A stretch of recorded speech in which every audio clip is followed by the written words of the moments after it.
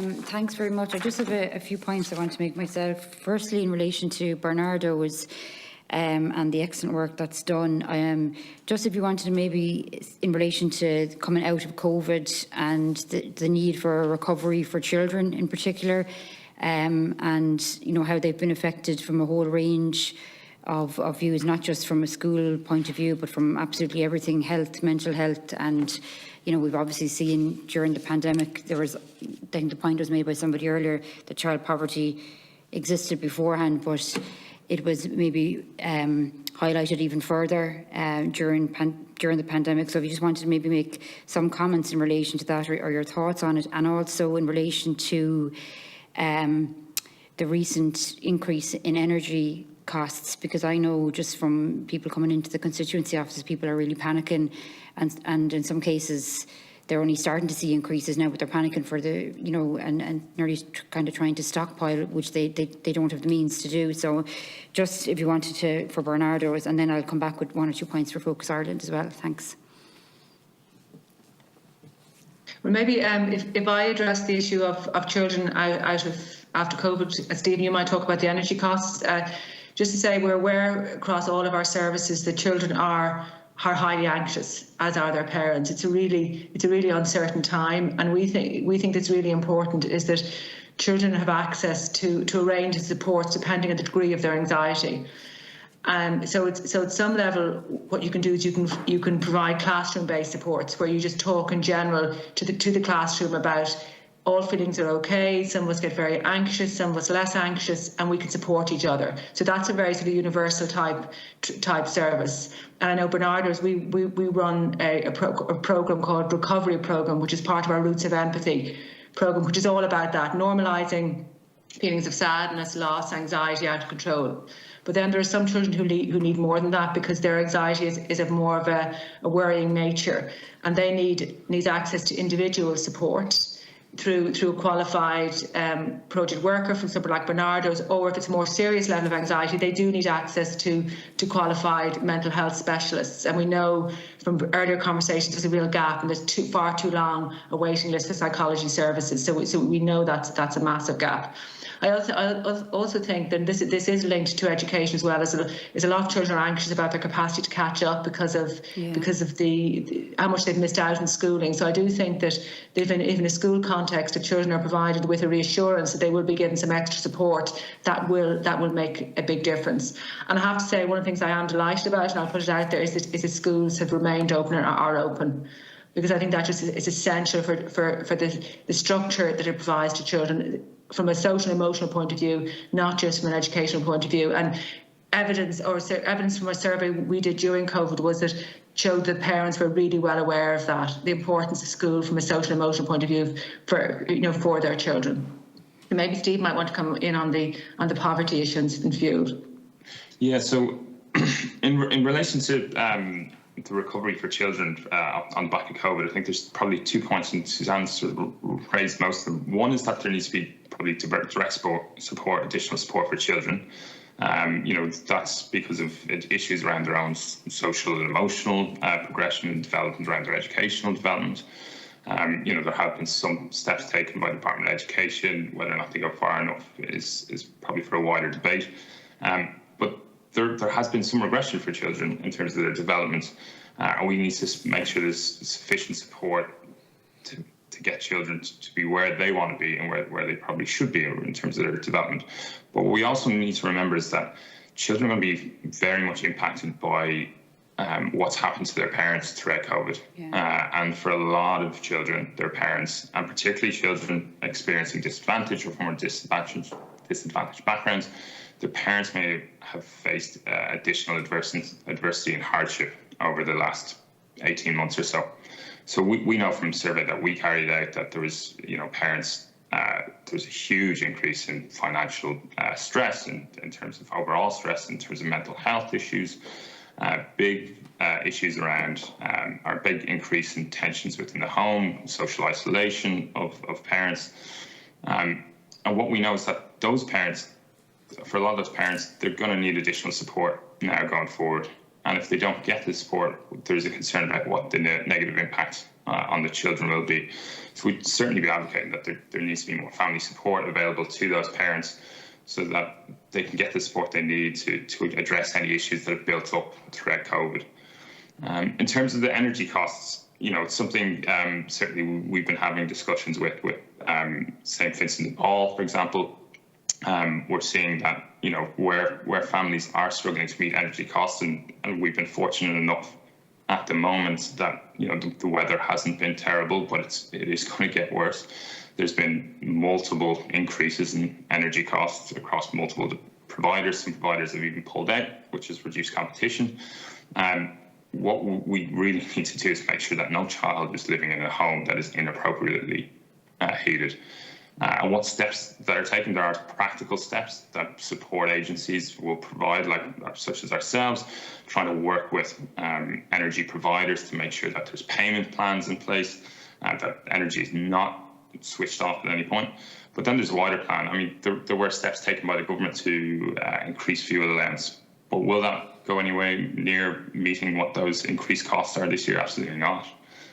So we really need to think about that, whether or not we think it's appropriate that children are at risk of living in inappropriately heated homes, whether or not that's acceptable, and what the government thinks should be done about that going forward, and all the repercussions that happen or have on a child's development living in a poorly heated and poorly lit house.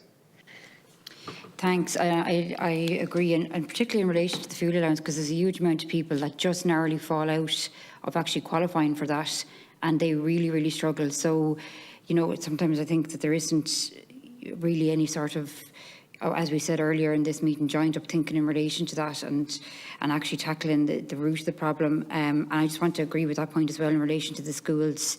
I do think there's a huge amount of children struggling. Like, they've literally lost a year and a half of school, and in certain cases it feels like everything's just gone back to normal for them, even though it hasn't gone back to normal, and you're just into your next class. And I just think the potential impacts for children emotionally in relation to that, because if you start struggling and you start falling behind, and then you think, oh, I can't do it, and we all know the vicious cycle that can lead to. So I'm just glad to hear you mention those points. Just the last point I want to make is just for Focus Ireland, and it's more, I suppose, your own opinions on the situation. I do think that point is interesting in relation to Waterford City Council.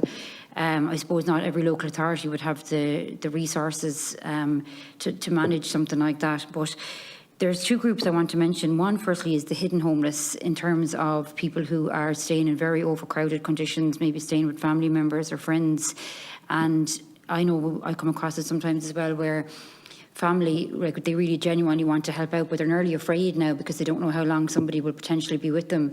What might have been a few weeks or a few months is now a year and a half. And like, sometimes local authorities, and I can kind of understand where they're coming from, because they're under pressure and they're trying to manage, if 2 or 3 families are presented as homeless, who really genuinely doesn't have a bed for that night.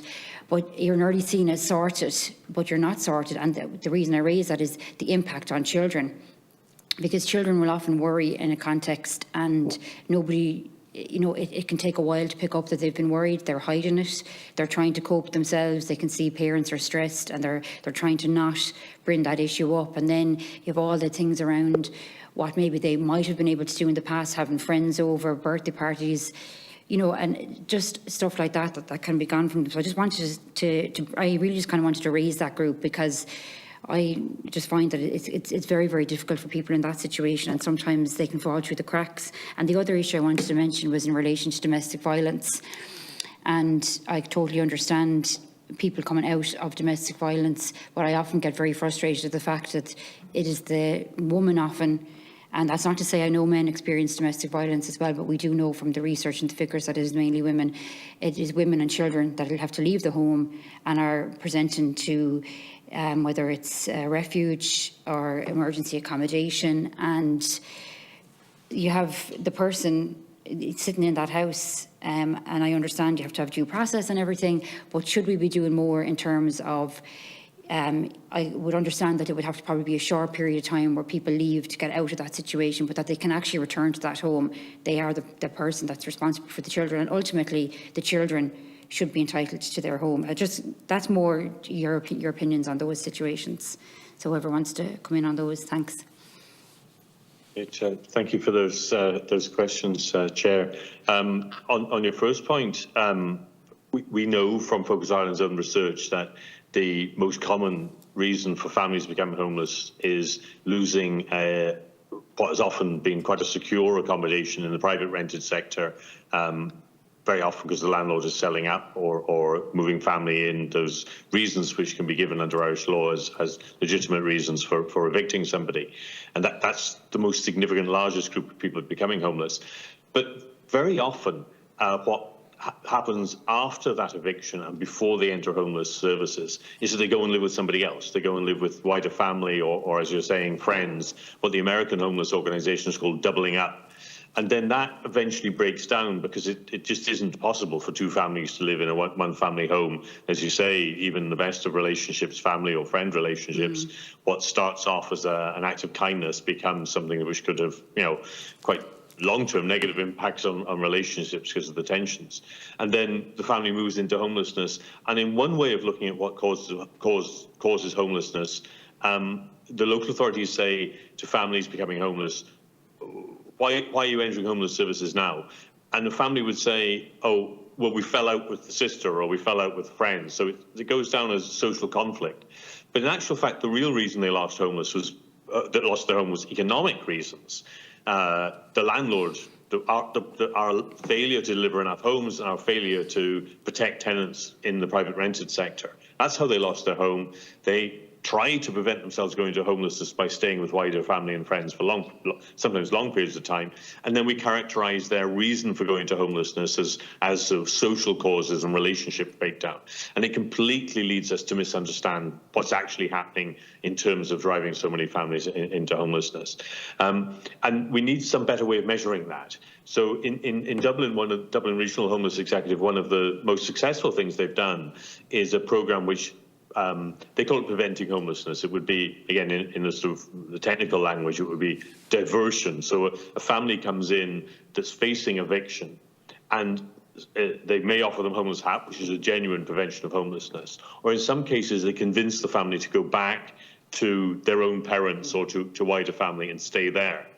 And that's, you could argue that that's better than many of the emergency accommodations that might be offered. But that's never counted, it's never measured, and there's been no evaluation or understanding of what the consequences of that for the family in homelessness or in the long term in terms of the impact on the children.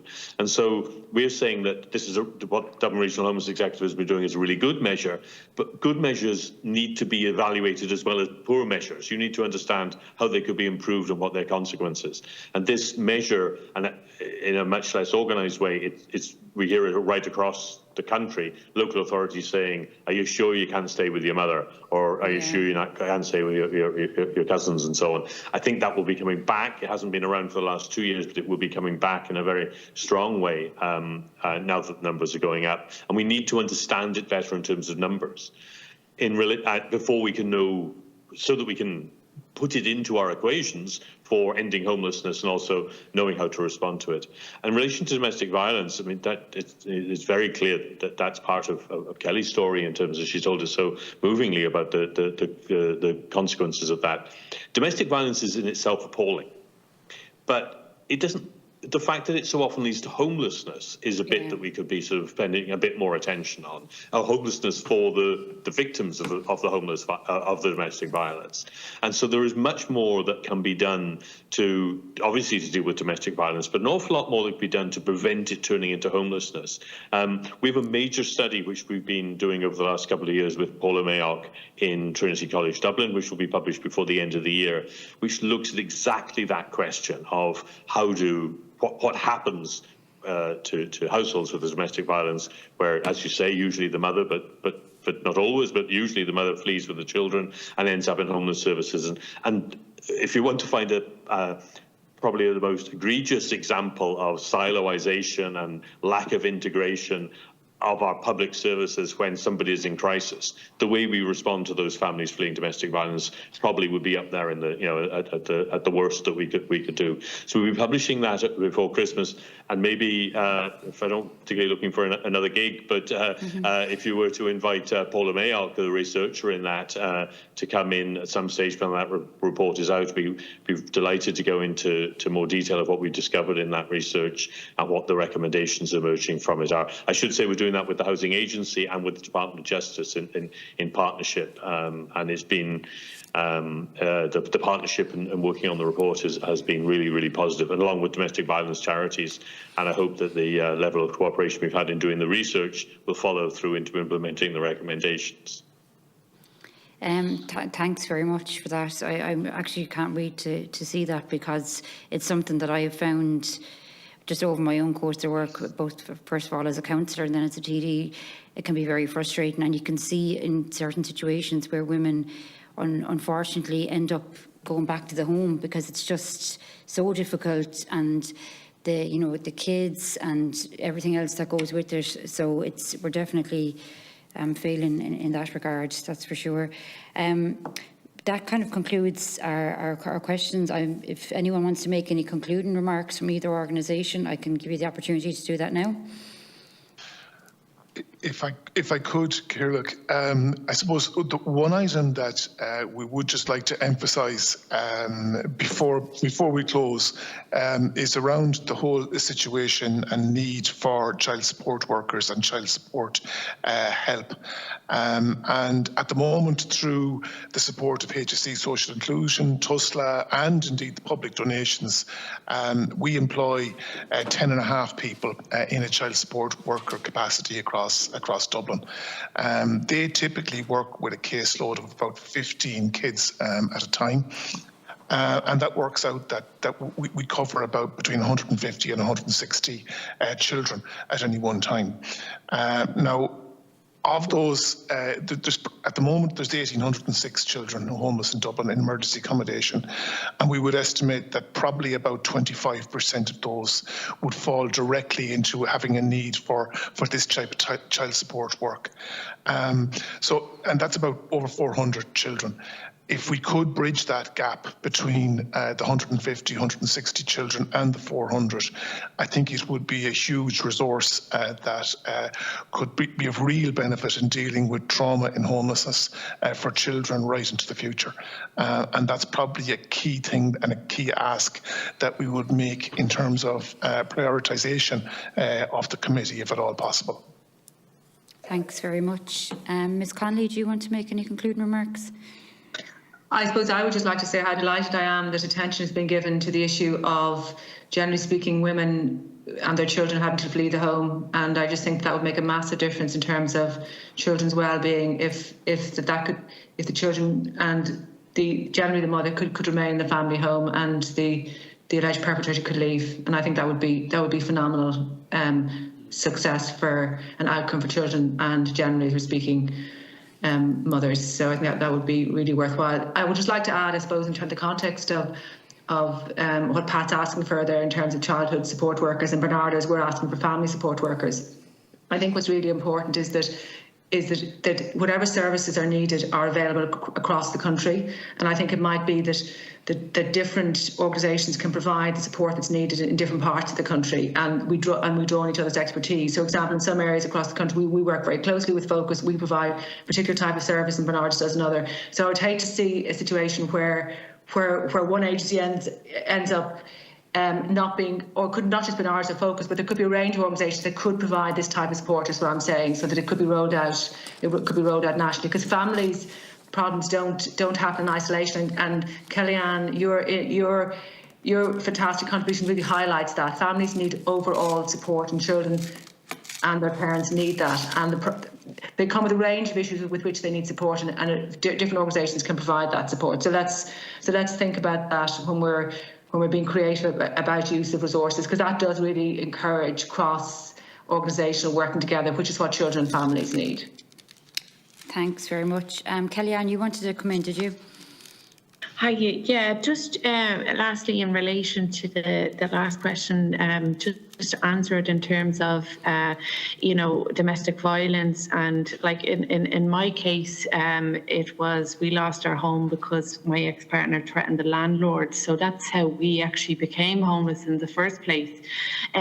But in other cases, it's really, to be honest with you, it's the woman and the child, or the man and the children, that have to flee because it's not safe for them to stay there or go back there, because that's where the perpetrator knows they are.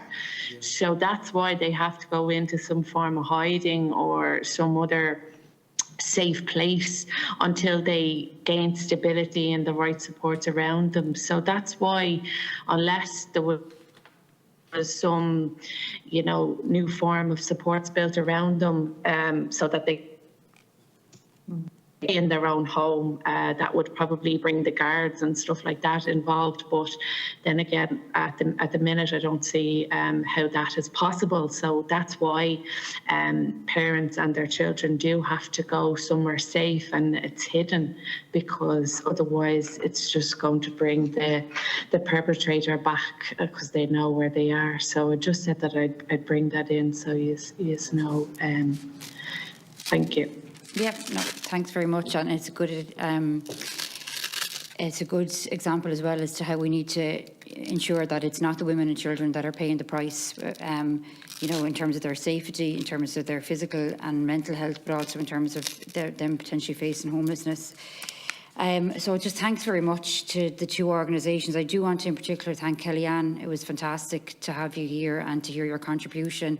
And we really do appreciate it. And just a sincere thanks to Ms. Suzanne Connolly from Bernardo and Mr. Stephen Moffat as well, and then Mr. Pat Denigan and Mr. Mike Allen from Focus Ireland. We really appreciate the contributions, and I'm sure that we'll have further engagement as well.